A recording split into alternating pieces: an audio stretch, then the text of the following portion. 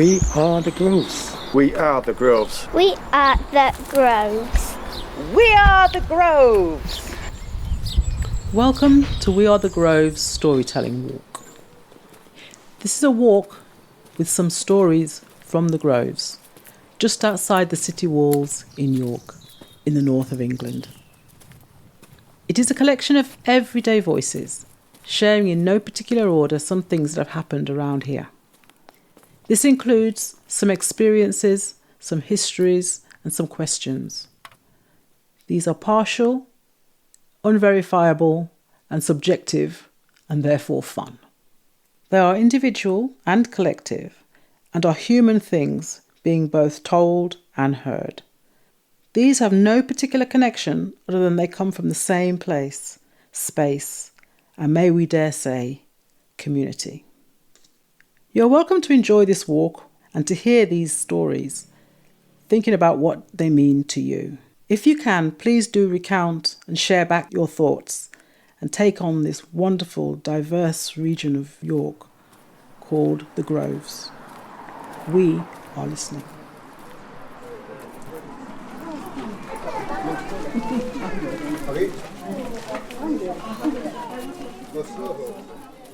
The walk has 3 parts and is approximately 1.5 miles, and depending on how fast you or how slow you move, you might stay for about an hour.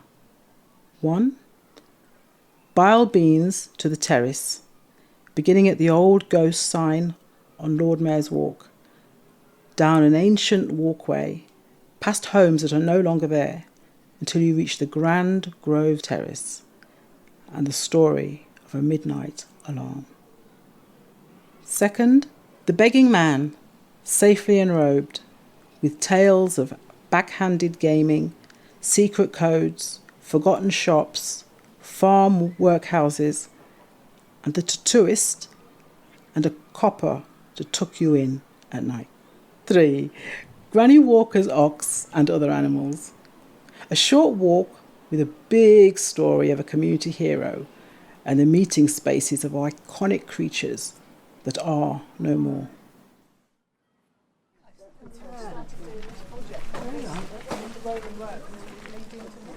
Walk 1 from Bile Beans to the Terrace. This begins at the Bile Beans ghost sign on Lord Mayor's Walk, York. First sold in the 1890s, bile beans were lucrative laxative cure-all pills which claimed to include a secret ingredient known only to Aboriginal Australians. But in reality, they were made with rhubarb and licorice and relied on creative consumer testimonies published in newspapers reporting life-changing results. In the 1940s, before the NHS, Dr P and Dr G had surgery on Lord Mayor's Walk. Dr P was not as popular as Dr G. Dr G was younger and waited longer for his money and didn't refuse to come out if you'd not been able to pay your bill. He would give Mam double medicine rations, so when my brother and I swapped illnesses, we could also swap medicines, all for the same price. Bile beans and Dr G remind us of the importance of care and well-being, but also how illness and pain are inevitable aspects of living in the world. Indeed, could we honestly live in an ailment-free life? And therefore it's surely right that all healthcare is free.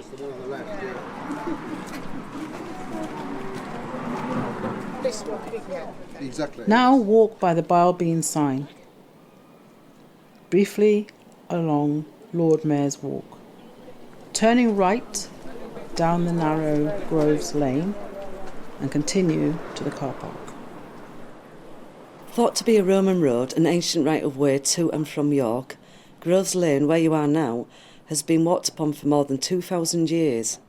Apparently, ghostly Roman legions stomp along it still. Here now, where the cars do park, once stood rows of terraced houses, demolished in the 1960s as part of a larger nationwide slum clearance. Imagine the rows and rows of front door steps, scrubbed to within an inch of their life, washing lines filled with brilliant white bleached terry cloth nappies, proudly scrubbed clean, flapping in the wind. The air filled with sounds of chattering as housewives stopped to gossip between their daily jobs. Life was hard for many of these women and their families, so a little gossip may have brought some light relief. What might they have been gossiping about? What has changed? What has stayed the same? I did not want to go to school. On my first day at St Wilfred's, I was really scared. I didn't want to leave Mum. So Mum said, so that I could see her, she'd jump up and down so I could see her over the wall. While the housing that replaced it had heating and hot water, many say this changed neighbourly and community relations. The ability to chat over the wall had gone, so the sense of being part of something local. As the demolishment began, in places like New Biggin Street, many children from this time talk about playing in the empty now derelict homes, hunting for once prized family possessions left in the broken, abandoned sideboards and other forms of furniture. Continue alongside the car park to the alley at the end, past Waverley Street and Lockwood Street. Go through the next alley onto Penleys Grove Street.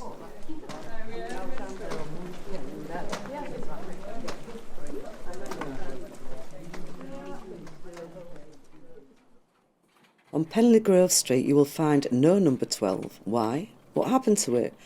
Was it moved? Was it ever there?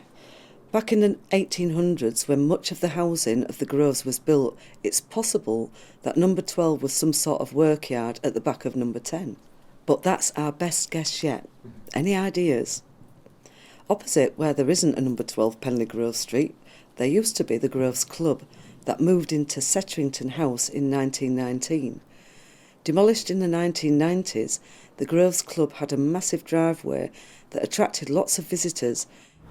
Yeah, that's that pole where I was hanging upside down. Was there? Was about here really, probably. Yeah.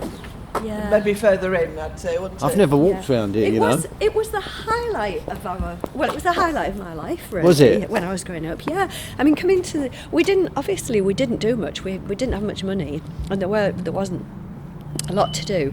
Coming to the Groves Club on a Sunday lunchtime with my dad was such a treat. And the odd night as well became. Yeah. Like nowadays, you wouldn't really take kids to Workmen's Club, would you? No. But kids used to be allowed in. And I remember my dad sat singing along to the artist. Yeah. And every time I hear Elvis, I can't fall in love. It makes me cry because I think of my dad singing away to him. Yeah.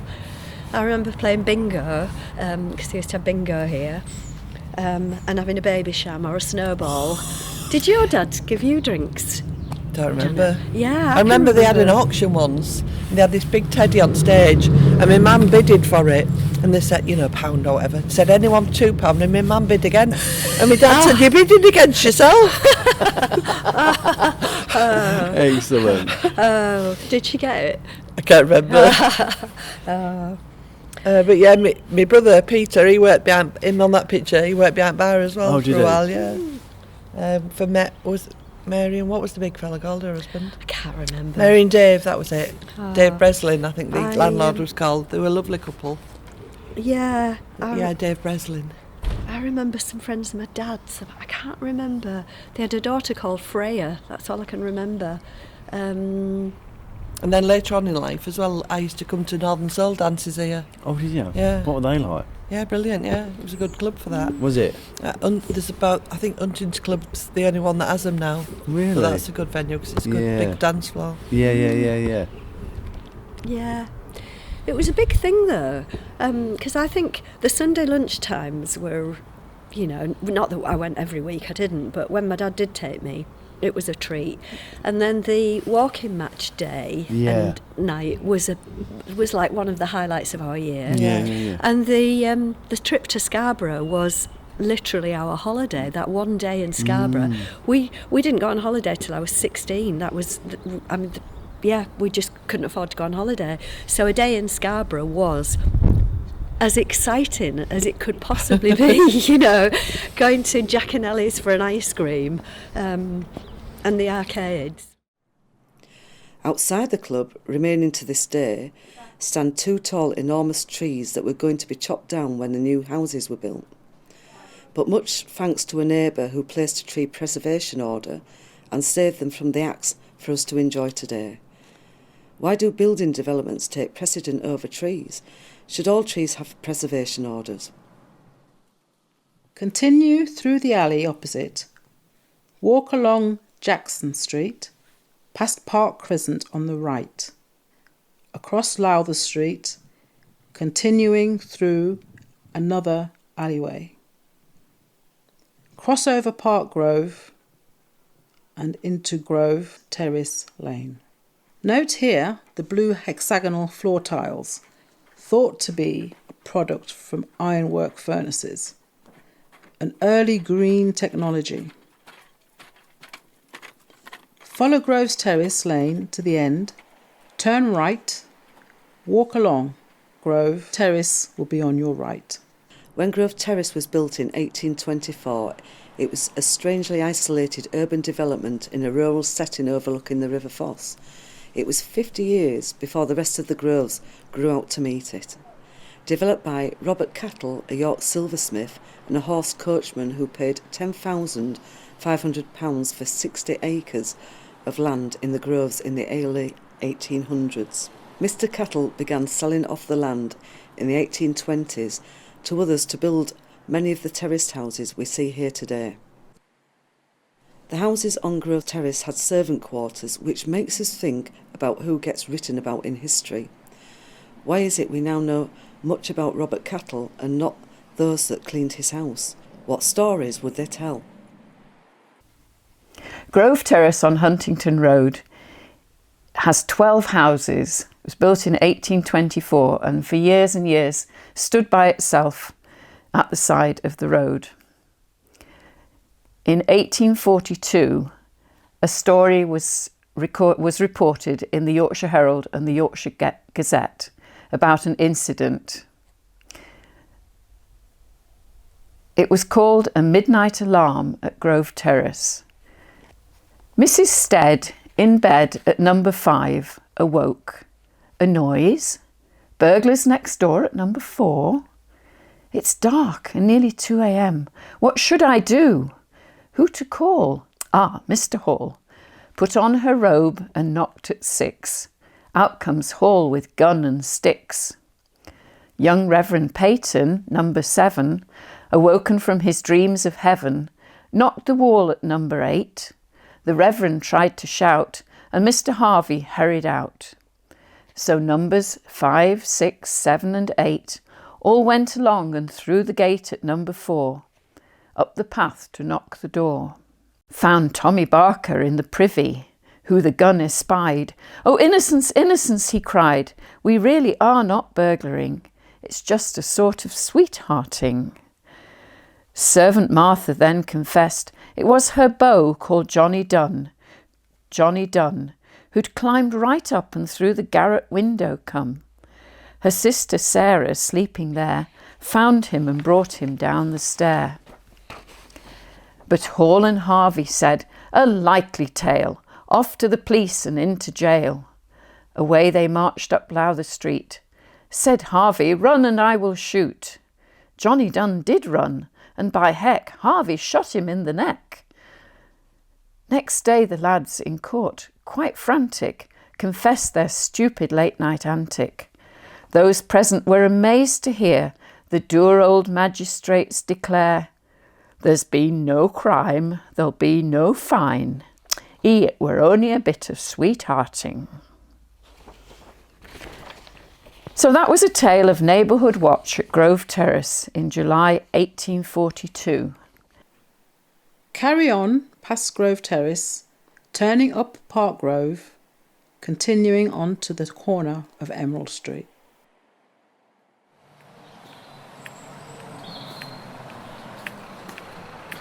Walk 2. The begging man safely enrobed. Off-track gambling was not permitted until 1960 in the UK, but this never stopped anyone to find a way to game. There was a man who always stood on the corner of Park Grove. We went to see Mam's friend who was posh. She had her own front door with another glass door with coloured glass inside, and every time Auntie Olive would give Mam money to give the man. One day he'd gone, and when I asked where the blind man who begged had gone, she laughed and said he hadn't gone quick enough when the police came as he was a bookies runner.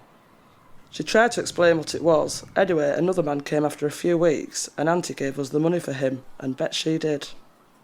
Was this all about fun, or the slim chance of fortune in the face of financial adversity?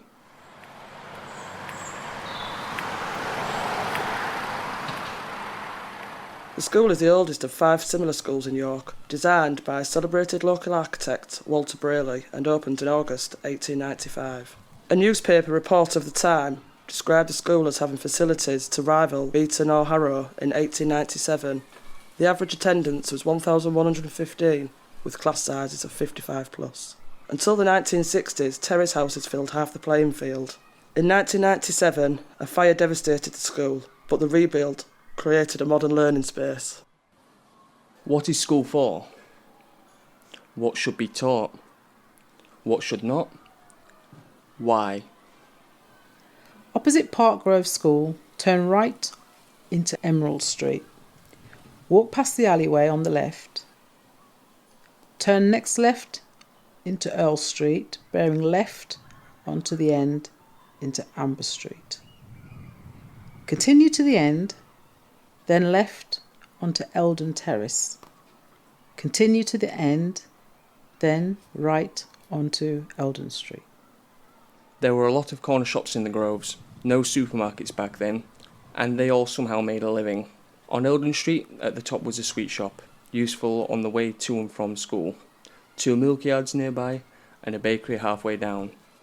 I grew up off Haxby Road, and back then it seemed more like a mini high street with the butchers, greengrocers, newsagents. There was everything there if you needed to nip out and get something. I used to do ballroom and disco dancing above the Spar on a Saturday. My world really was around the Groves. On the corner of Eldon and Neville Street was a butcher's. The opposite corner was a post office. You can still see a post box there. Buying sanitary products in the 1950s was a very complicated affair. You had to ask for a bag of dog biscuits. The shopkeeper went to the back of the shop and brought out a closed brown paper bag and passed it over quietly. Why were such products hidden and traded in secret code? Have things changed? Are we still in denial about the things our bodies do? Above the door there, you see the brickwork is much, much lighter. They will have had a sign against there, probably an enamel sign selling caps and cigarettes or something like that. Yeah. And because it's been covered all those years and taken down, I don't know, 20, 25 years ago, you can see what the brickwork was like when these properties were built. Everywhere else it's weathered and it's dark and it's got soot on it, but there it's been protected. So when it was built, it would have looked much brighter. Yeah, it's more like that. Cleaner, isn't it? Yeah. Oh wow. And you just used to be able to walk into each other's houses. Yeah. Because it was, nobody had anything to pitch, and your security was a piece of string at the back of the letterbox with a key on it, and when you used to come home from school, you just put your hand in and got the key out and let yourselves in. That's amazing, isn't it? Yeah, that's where that's where number 8. my mum lived, and my dad, and our gran lived there. And there, we lived at 22. And you lived up there, yeah. Oh, it was, so all the families stayed together. Really. Yeah. You can just see it coming into play a bit from the Victory, can't you? I think you can, can't you? Yes, yeah. It's a pity. It's they need Val Beans doing to it. Yes, painting. really, you know. Do it, yeah. Yeah. Yeah, just make it out, can't you? You can. There's Isn't the that D, amazing? Yeah. So you can see the RY at the end. Yeah. Victory. And the O. Yeah. Oh my god. And the T. Yeah, the Isn't that amazing? VIC. Yeah. That was one goal post. Yeah. And the Victory. Is this the I? Yeah. VI. Yeah. Yeah. Looking up Haxby Road, you see the old Roundtree chocolate and sweet factory, many workers of which lived in the Groves, and many of which the houses were built for. One of the jobs at the factory was the enrober, who encased sweet centres with chocolate. There was a huge iron-pillared room with a series of areas sectioned off from each other, where different centres were produced before they were all brought together in the enrobing and cream packaging department, where the boxes were filled, wrapped and dispatched. There was that police box on Haxby Road. The officer would sit there all night. Every night we'd be playing in the street, playing ball, but you wouldn't get in trouble because you'd get a clapper. On a night, the officer would come and try your front doors to make sure you were all locked in safely. One day my mother hadn't locked the door, so he came right into the bottom of the stairs. He shouted, "Lady, are you in? You've got your door open." And with that, you always felt safe because there was always someone looking out for you. Looking down Walpole Street, over the wall, the once Union workhouse that is noted on an 1852 map with separate yards marked out for male idiots. a label previously given to people with learning difficulties, female lunatics and unmarried women. Looking in the other direction behind Clarence Gardens and the park was once a working farm. From one spot, so much history can be told if only we can key into it, and those that follow it take steps somehow to keep it alive. With all of us having stories to tell, how do we make sure we keep them alive for future others to both tell and listen and share? Wally the tattooist, easily identified as he had black dye all the way up his arms from the constant testing of ink on himself. He lived with his wife and kids at 65 Union Terrace at the top of Clarence Street. Many servicemen based in York at various barracks stationed nearby were Wally's customers, and his reputation travelled far and wide through 2 world wars and more. Where we live can leave marks as permanent as ink. Are these marks the same? What mark has the Groves left on you? Wally was wise and tattooed each of us kids with a simple word, Mum. There was always a queue of folk in the front parlour when he got home from school. They came from all over for his famous tattoos.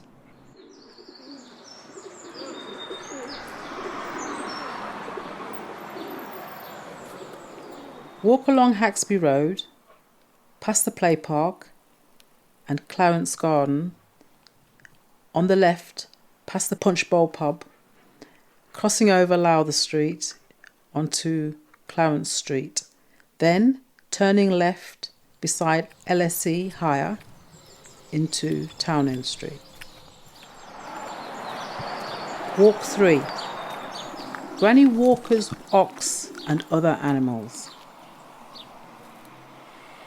This begins Townend Street, outside the now closed Castle Howard Ox pub. Note the ox artwork and the building opposite. Pets are part of the family, and we often grieve for them as much as relatives. Grandad gave me a mole as a pet, all black and velvety.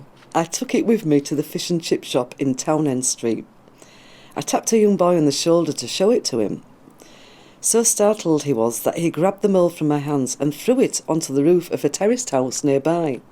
The mole was gone forever. I hit the kid, but he only hit me back, and then hit my brother, and as they were bigger than us, we went home in tears.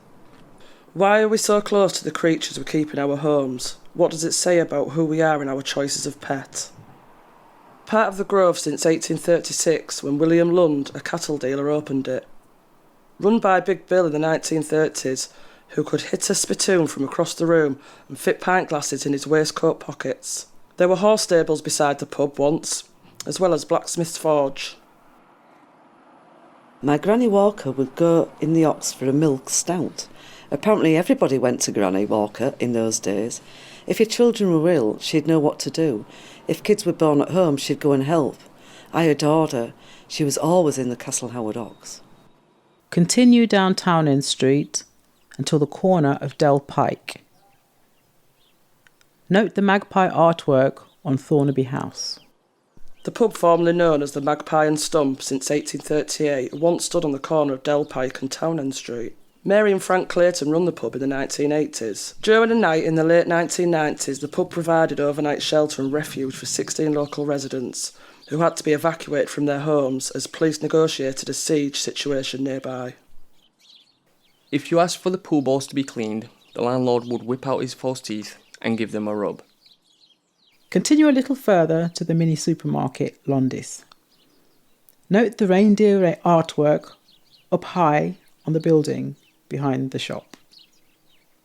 Previously the Highland Red Deer, also the Highland Deer first mentioned in 1872, rebuilt in the 1960s and closed as a pub in 2009, today it stands as a mini supermarket. Many of the terraced houses near to the Reindeer would share water pumps and toilets outside. One night in the 1950s, revellers leaving the pub were asked to quiet down, then drenched with the contents of chamber pots by a resident fed up with all the noise. In the 1980s, I played for the Reindeer rugby team, and at this time there were over 20 amateur teams in York, each based out of local pubs playing rugby league each Sunday over the Knavesmire. I also played for the Reindeer in the York Evening Cricket League. Pubs are thought of as great community spaces. Yet the way we use them has changed. So our final question to you on this walk is, what makes for a great community space that welcomes all? Now continue down along Penleys Grove Street, past Anne Harrison Almhouses, previously a hospital and known as the Old Maid's Home. Turn left onto St John's Crescent and carry on into St John Street, then right onto Lord Mayor's Walk, continuing back to the Bile Bean sign. Thank you for walking around the groves, for listening to these stories. We would love to know what you think and what new stories you have to add. So if you can please share with us your story, please do. Tell us something about you and the groves. Like, what's your story? Who are you? How are you? What does the groves mean to you? What stories have others told you? What makes you smile? What makes you cry? What do you remember of the past? And what do you hope for the future? How did you get here? Where did you come from? How long do you plan to stay? Or will you be moving on to another place? And what memories and thoughts will you take with you? Share your story at www.wearethegroves.org. And thank you to all those who shared with us your stories.